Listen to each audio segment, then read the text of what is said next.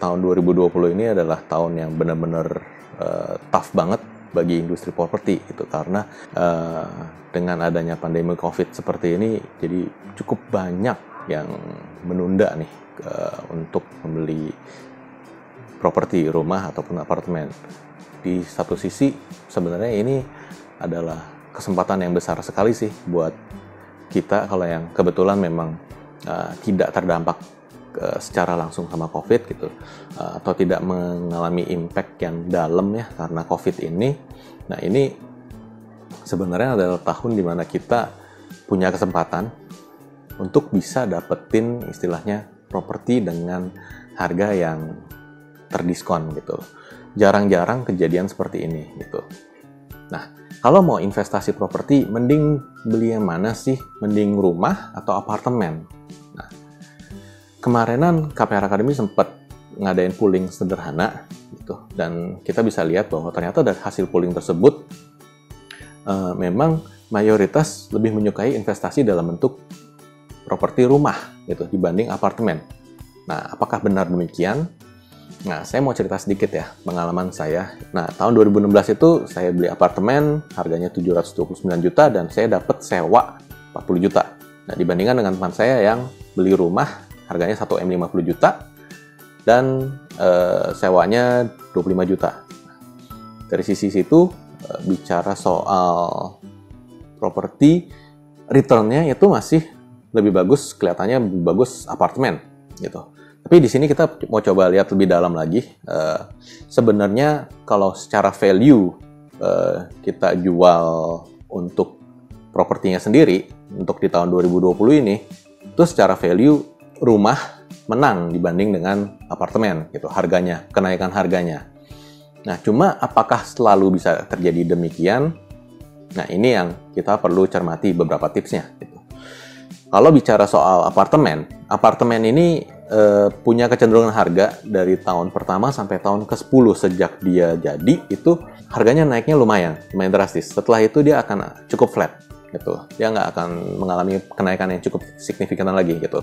Sedangkan kalau rumah otomatis mempunyai kecenderungan naik terus gitu. Kenapa? Karena yang judulnya lahan atau tanah itu udah semakin terbatas. Jadi kalau orang-orang yang memilih saya mau investasi di rumah, maka otomatis investasi rumah ini akan dalam jangka yang panjang sekali itu akan lebih menguntungkan dibandingkan dengan apartemen yang dari hari ke hari selalu ada aja tambahan apartemen gitu, dan yang mana ini menambah tingkat kompetisi baik itu di market sewa maupun di market untuk kita jual gitu, jual kembali. Nah, terus bagaimana dong biar saya bisa investasi yang terbaik buat properti gitu, apakah rumah atau apartemen? Nah, ini balik lagi kembali kita harus jeli sih melihat kondisi marketnya gitu. Salah satu tips sederhana yang kita bisa sarankan adalah kalau untuk kita mau beli properti ini, udah ada rencana buat investasi, itu kita perlu cari tahu di daerah properti yang kita akan beli ini akan ada rencana pengembangan seperti apa. Terus yang kedua, kita harus tahu juga kondisi market mengenai kondisi harga jual maupun harga sewa. Jadi nggak cuma pada saat kita mau beli kita mesti cari tahu harganya berapa, tapi karena ini kita untuk investasi, which is kemungkinan besar supaya nggak ada idle money ya, kita akan menyewakan properti tersebut. Nah, kalau kita sudah menyewakan properti tersebut, nah otomatis kita juga perlu tahu dong gambaran dasarnya ini kira-kira harganya di berapa gitu. Nah, ini kita riset di awal kita ini sangat penting untuk menentukan apakah nantinya kita akan bisa mendapatkan keuntungan yang maksimal atau tidak gitu. Nah, cuma ada beberapa hal yang perlu perhatikan terkait dengan kondisi market jenis masing-masing ya. Kalau apartemen itu relatively itu lebih mudah untuk dibandingkan. Kenapa? Karena kalau misalnya kita cari nih searching, misalnya kayak saya mau beli apartemen. Nah, ini pun di satu tower apartemen itu bisa jadi ada beberapa yang ditawarin dijual. Gitu. Demikian juga halnya dengan kalau mau sewa gitu, saya mau sewa gitu. Nah itu di satu tower yang sama biasanya ada beberapa yang disewakan. Nah itu tinggal kita bandingkan nih kira-kira kondisi interiornya kayak gimana, atau kita sesuaikan dengan kebutuhan kita lah. Kalau misalnya kita butuhnya unfurnished ya berarti otomatis kita cukup cari yang paling murah saja kalau kayak gitu. Ya, karena otomatis kalau misalnya nggak perlu fasilitas apapun, berarti kan ya kita yang penting lihat kondisi kosongnya nih, sepanjang aman, nggak banyak bocelnya ya udah. Nah, berbeda dengan kondisi rumah. Kalau rumah itu bisa jadi di satu komplek itu nggak banyak yang nyewain, karena rumah emang rata-rata dipakai untuk buat ditinggalin. Nah, kalau sampai mesti membandingkan antar komplek atau udah beda blok, nah itu secara harganya juga udah agak susah tuh membandingkan secara apple to apple. Plus kondisi lain adalah rumah itu relatif lebih custom dibanding dengan apartemen. Kalau apartemen kan ya udah kayak begitu kondisinya, ya 2 kamar ya udah paling desainnya sama, kurang lebih begitu. Nah, cuma kalau rumah kan ini ada yang ada kondisinya kayak begini, ada yang pagarnya begini, ada yang pakai pompa, ada yang pakai jet pump, ada yang pakai air pump, ada yang pakai macam-macam gitu. Nah, karena kondisi-kondisi yang custom seperti itu, plus lokasinya yang belum tentu kiri kanan sebelah-sebelahan secara langsung, nah membandingkan nilai sewa rumah yang wajar itu sebenarnya lebih sulit dibandingkan dengan kita mendapatkan kewajaran nilai sewa dari suatu apartemen.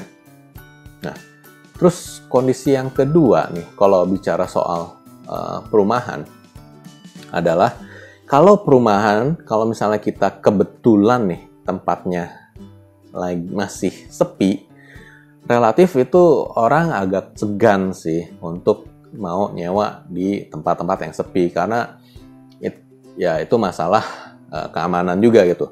Terlepas dari itu kondisinya ada cluster gitu, ada sistem cluster ataupun ada sistem yang umum lah, yang biasa gitu. Nah, dibandingkan dengan apartemen, kalau apartemen kan otomatis sebenarnya yang mau nyewa itu juga nggak bakalan tahu juga sih mana unit yang kosong, mana unit yang isi gitu.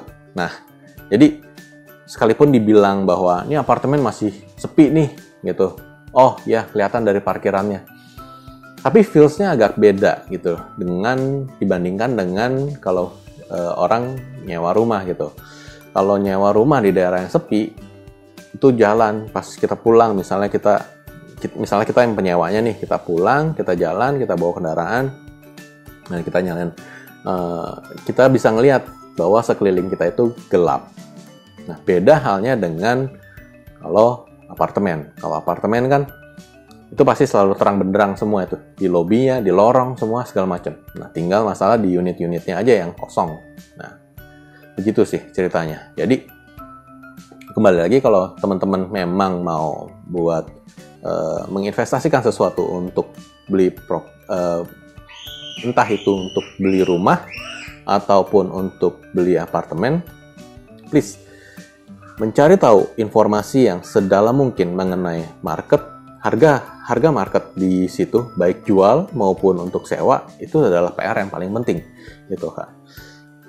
Kalau mengenai kenaikan harga, ya seperti yang tadi sudah saya simpulkan, otomatis biasanya kecenderungannya adalah properti rumah itu memberikan return yang lebih tinggi dalam jangka panjang dibandingkan dengan properti apartemen.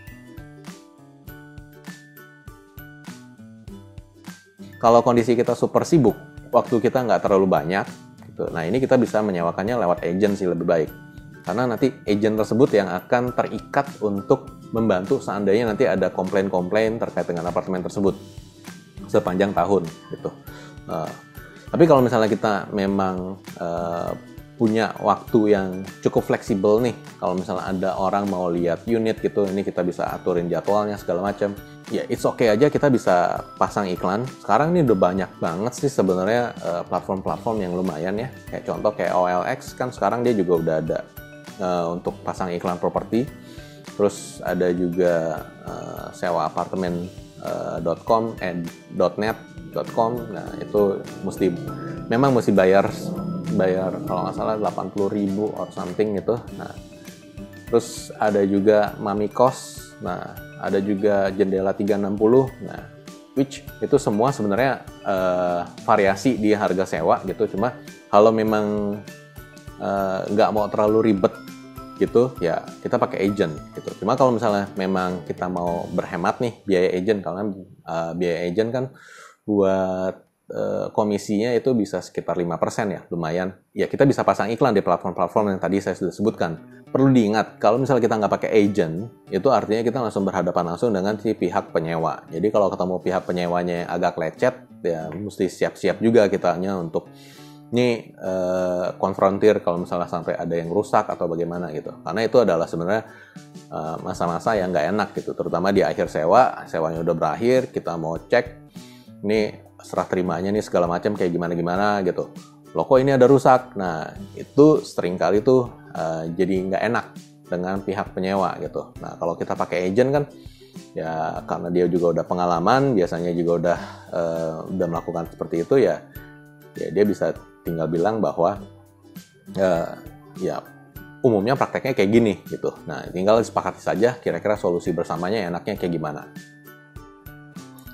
Oh iya, satu tips lagi nih, yang pasti kalau bicara soal sewain apartemen nih, mau itu kosong, mau unfurnished maupun furnished, itu yang judulnya uang jaminan tetap mesti ada ya gitu. Tapi mungkin uang jaminan besarnya agak beda gitu. Kalau yang unfurnished mungkin cukup 1 atau 2 juta saja gitu. Karena itu buat jaga-jaga, seandainya nanti pada saat dia penyewanya keluar, itu ternyata dia belum bayar uang maintenance fee dan lain-lain. Nah itu kan berabe kalau kita mesti nombok. Oke, mungkin kita akhiri saja untuk IG Live kita kali ini. Thank you semua. Bye-bye.